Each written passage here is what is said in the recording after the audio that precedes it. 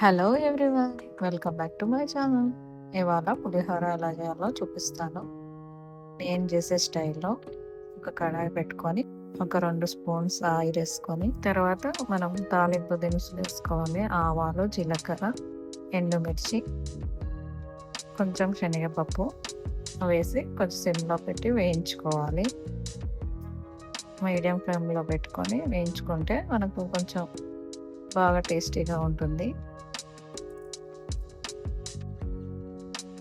ఇలా కొంచెం ఎర్రబడ్డాక పల్లీలు వేసుకోవాలండి.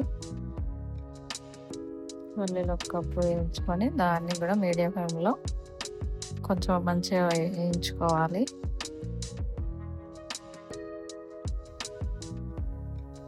కొంచెం పసుపు, మరీ ఎక్కువ పసుపు వేసుకోవద్దు, ఒక పావు టీ స్పూను.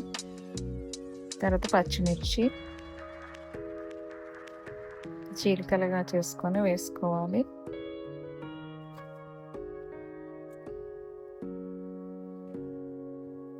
ఇవన్నీ మీడియం ఫ్లేమ్లోనే పెట్టి వేయించుకోవాలి. కరివేపాకు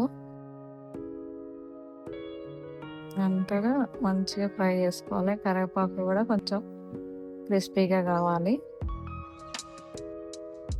తర్వాత రుచికి తగ్గట్టు సాల్ట్, మనం రైస్ ఎంత వేసుకుంటామో దాన్ని బట్టి చూసి వేసుకోవాలి. ఇదంతా బాగా వేగాక మనము వేడన్నం చల్లార్చి పెట్టినది వేసి కలిపేయాలి. మంచిగా కలిపేసి మనం నిమ్మకాయ, మీకు పులుపు ఎక్కువగా ఉంటే ఒకటి అలా వేసుకోండి పెద్దది. తక్కువ కావాలి అంటే హాఫ్ నిమ్మకాయ అయితే సరిపోతుంది. వేసి బాగా కలిపేసుకొని స్టవ్ ఆఫ్ చేయడం అండి. మంచి టేస్టీ పులిహోర రెడీ అండి.